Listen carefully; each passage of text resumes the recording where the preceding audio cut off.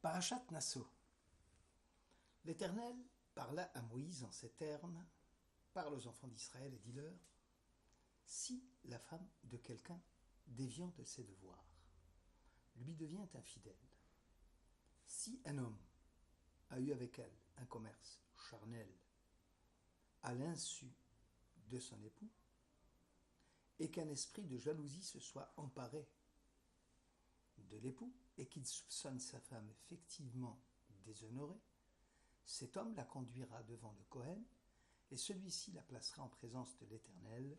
Nombre 5, versets 11 à 17.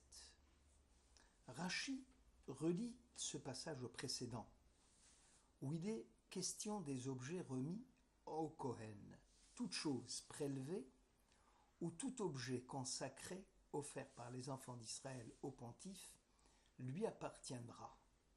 Possesseur d'une chose sainte, il peut en disposer dès qu'on l'a donnée au Kohen, elle est à lui.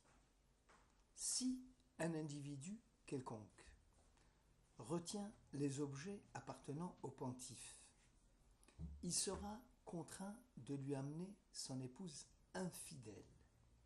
Il y a donc une relation entre la rétention des objets qui appartiennent au pontife et la contrainte d'amener son épouse infidèle au Kohen. En effet, celui qui refuse de restituer l'objet du délit au Kohen finira par s'appauvrir, car si donner la dîme, c'est favoriser l'enrichissement personnel, aser t'es aser, fais le maaser pour que tu sois riche.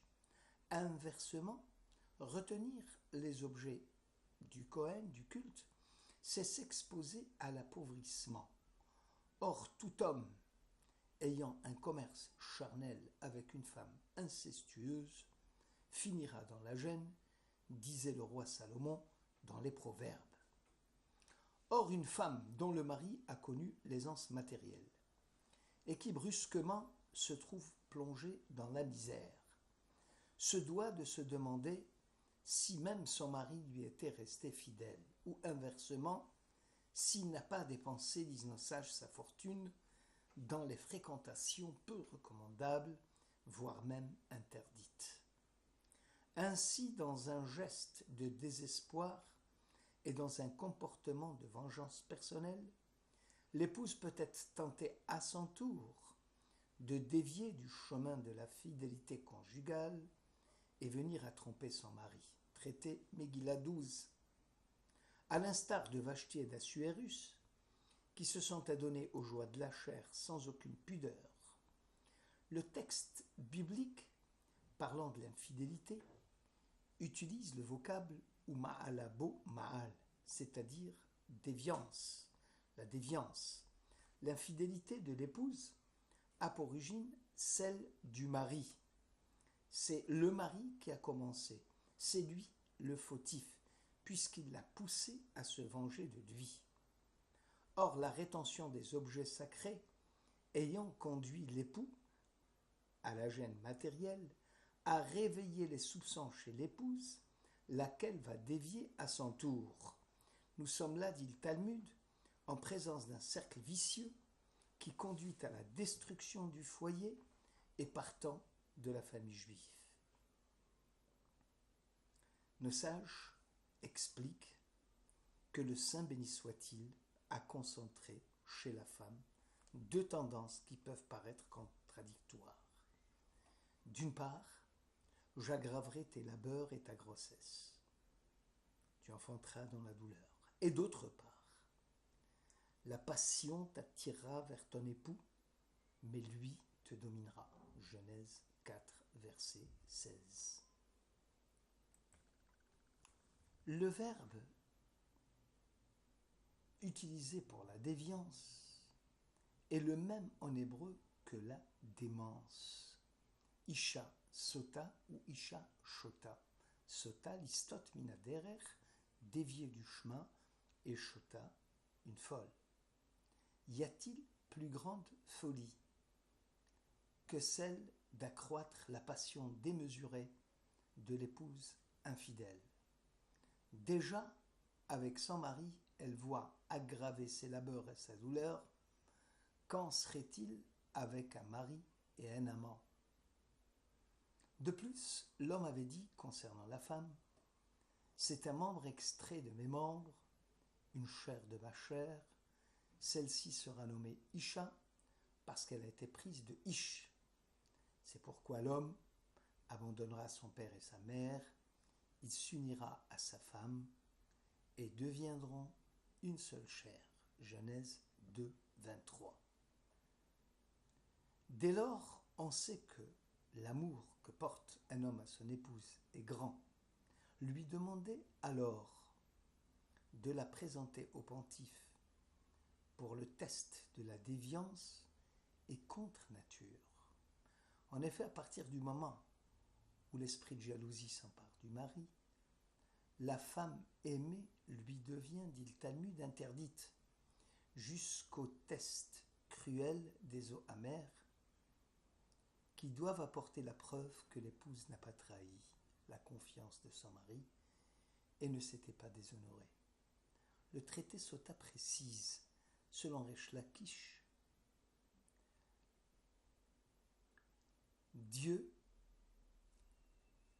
n'unit les hommes qu'en fonction de leurs actions. Selon Bar Hana, il est aussi difficile de faire unir un couple pour Dieu que de fendre la mer Rouge.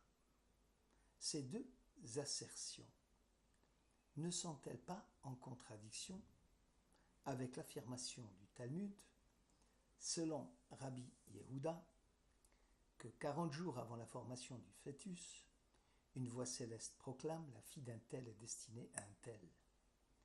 Le Talmud résout le problème en affirmant qu'il s'agit d'une double union. Dans le premier cas, Resh Lakish, cela concerne un premier mariage. Dans le second, Rabbi Yehuda, il s'agit d'un remariage. De cette étude talmudique, il ressort qu'on ne peut unir un mécréant, un pervers, à une femme pieuse et inversement. Selon l'adage de la Torah, tu ne mettras pas d'embûche devant l'aveugle. Il n'est pas question de prendre le risque de dire que les vertus de l'un vont avoir une influence sur le comportement de l'autre.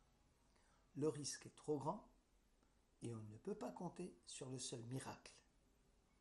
L'affirmation de Resh Lakish prend son importance.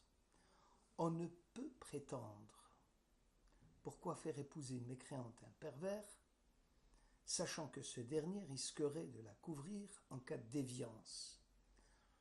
La Bible répond que dans ce cas, le risque est nul, car l'infidélité conjugale est condamnable même chez les Noachides. Pourquoi, selon Bar Hana, Dieu éprouve-t-il quelque difficulté à marier une femme perverse à un homme vertueux? Car la liberté est entre les mains des hommes, et si l'homme choisit l'épouse sans référence à la famille et aux valeurs de la Torah, Dieu qui a tout entre ses mains laisse la liberté de choix à l'homme. Souvent on entend dire la réflexion suivante: pourquoi la Torah ne traite-t-elle pas aussi de l'infidélité de l'homme? Selon nos sages, le test des eaux amères de la malédiction, qui avait pour but de faire boire à la femme un breuvage pour vérifier la fidélité, la souillure, permettait aussi de savoir si l'homme était net, quitte de toute faute, c'est-à-dire si lui-même n'avait pas au préalable trahi la confiance de son épouse, car dans le cas contraire, il n'y a pas lieu de soumettre seule la femme au breuvage amer, compte tenu de l'infidélité du mari, le breuvage amer ne pouvant fonctionner dans ce cas-là. Ici apparaît clairement l'engagement du juif vis-à-vis de la loi divine. La loi est un moyen de traiter les problèmes les plus difficiles de tous, c'est-à-dire la vie. Et en écho à notre péricope, La Haftara, dans les Juges 13, nous dit que les fils d'Israël commencèrent aussi à déplaire à Dieu, et Dieu va les soumettre aux Philistins durant 40 années. Il y avait là un homme d'une famille de Danites appelé Manoach, sa femme étant stérile. Un ange de Dieu lui apparut et lui dit : ne bois ni vin, ni autre liqueur enivrante, ne mange rien d'impur, tu vas concevoir un enfant, il sera naziréen consacré à Dieu, dès le sein maternel, et c'est lui qui entreprendra de sauver Israël des mains des Philistins. Cet Haftara fait l'écho à l'adage de nos sages : celui qui voit une femme déviante doit s'abstenir de boire du vin.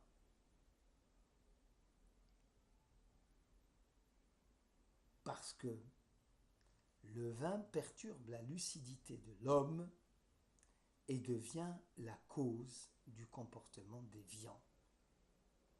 Le vin, yaïn en araméen est dit chemar, la même étymologie que chamor, l'âne, le matériel, c'est-à-dire celui dont le comportement s'apparente à celui d'un âne capable de copuler avec une ânesse sans pudeur et sans honte. Shabbat Shalom.